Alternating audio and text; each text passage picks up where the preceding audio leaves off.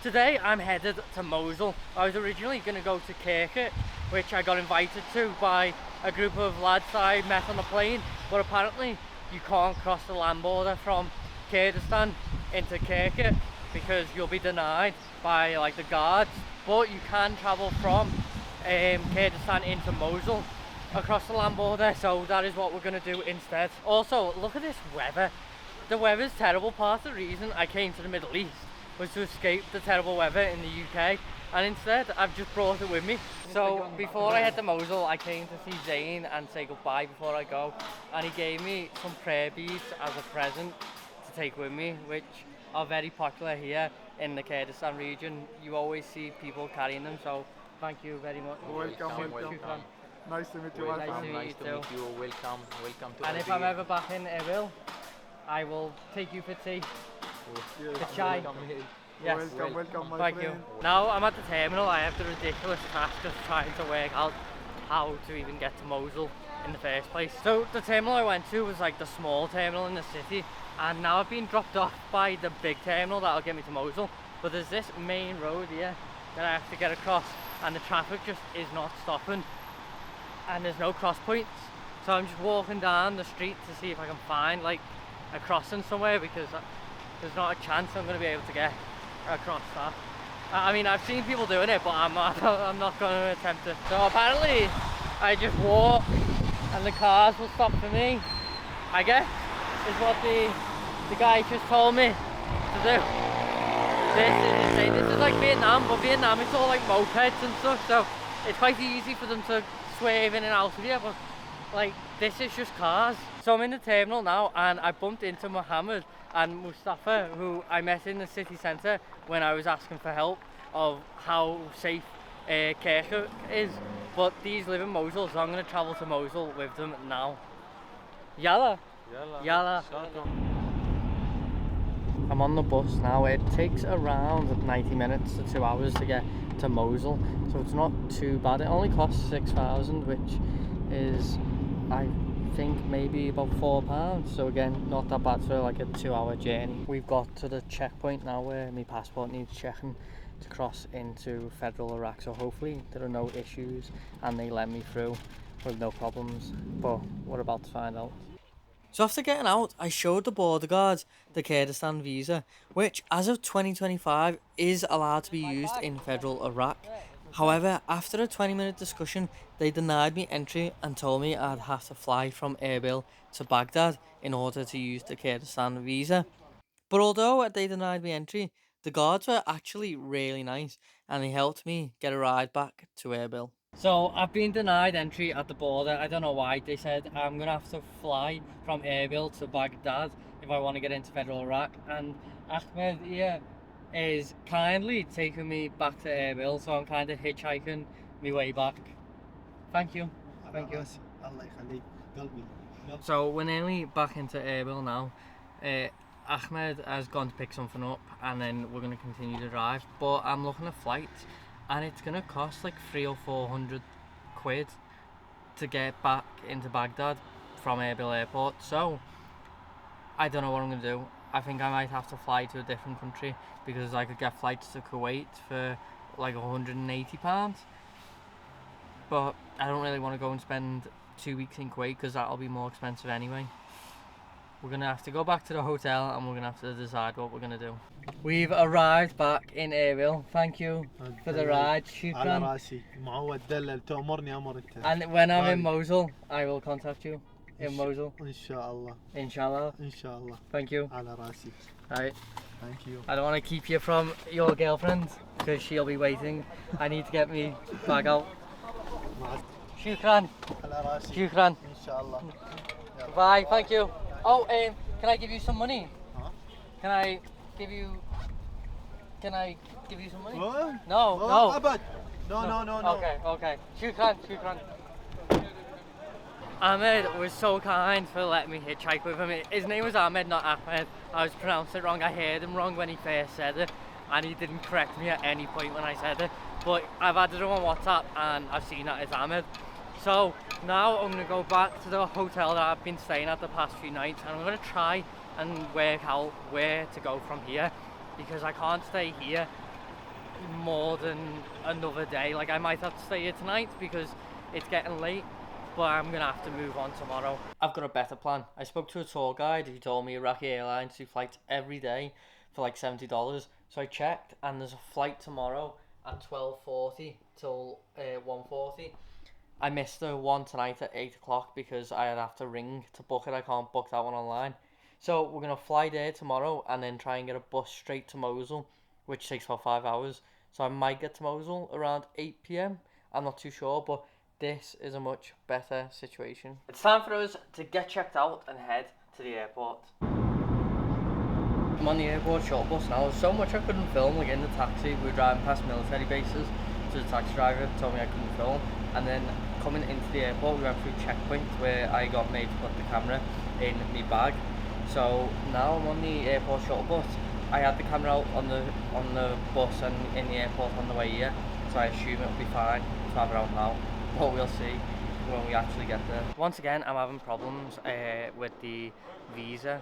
The tour guide that I asked said that I should be able to get through because he's taking other tourists through on a Kurdistan visa, but they're now checking with like the immigration office inside the airport.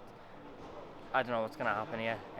Hopefully I get through, because if not, I really don't know what I'm gonna do. I'm gonna have to fly to like Dubai or Turkey again and then fly back in, which is just gonna be so frustrating and cost like 200-300 quid. Right, we're through, and they've given me a window seat, which was nice of the guy. He was very helpful. I was just a bit worried that we weren't going to get through. At least the plane we're getting on is like a normal plane, like a Boeing or Airbus, and not like a propeller plane or something. Thank you. We are through and finally boarding. We'll be in Baghdad in about an hour. Hey, this Iraqi Airlines flight's better than I thought it was going to be. They've got in-flight entertainment, and the guy at the check-in desk sorted me out with a fire exit seat, so I'm looking for leg room as well. Finally through immigration now, and again they stopped me and tried to get me to go buy another visa. But if you just show them the picture that is on the Facebook travel page for Iraq, then eventually after some back and forth they'll probably let you through. That's what they did with me. So just stand your ground and tell them that you are allowed to come in, and they will probably let you in. Driving from Baghdad to Baghdad city centre is crazy. There's so much traffic on the roads.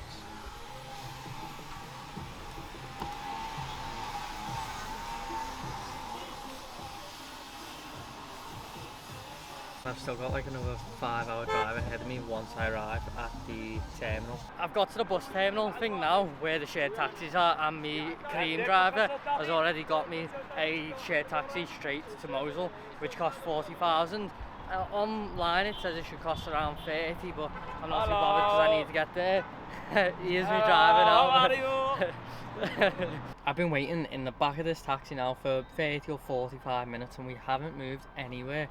We've got another passenger. He's a little sweet old man who keeps talking to me through Google Translate, but we're waiting for a third and they're just not coming, and it's getting later and later, and I still don't know how much I'm being charged. He said 40. I don't know if that's $40 or 40,000 Iraqi. 40,000 Iraqi is only a little bit extra, but $40 is like double. So I need to clear this up with him because $40 is too much. The little old man has just told me that I'm the first tourist he's ever met in Iraq, and I feel honoured that I'm the first tourist he's ever met. We're finally on the move now after about an hour of waiting. I've agreed to pay 50,000 to go now, which is about double, but we couldn't really wait any longer because by the time we get there it's going to be 9 p.m. and I need to look for a hotel still. We've now stopped to think for food. I might be one of like the first British people to come here. Callum, the person who I'm travelling with in the taxi, has paid for the whole meal for me. He won't let me give him any money, and look how big this meal is.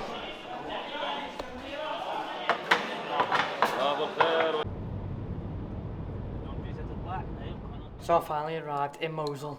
It's about 9:30 at night. I've got my key. Let's get in and see what this hotel room is like. It only costs 25,000, which is 5,000 cheaper than in Erbil.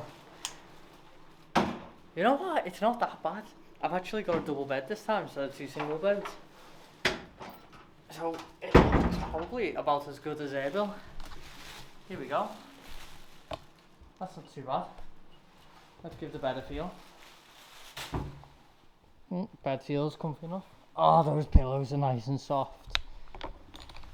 In Erbil, the pillows are rock solid. Like, I could not sleep very well with them, but these pillows seem perfect. Although the bathroom in here is definitely worse than the other place in Erbil. I don't mind the Asian toilets, but this shower is not filling me with confidence whether it has hot water or not. The last one did have hot water, but I don't know about here. Before I end this video, I just wanted to talk about Kadum. I was saying his name wrong. It wasn't Kalum, it was Kadum.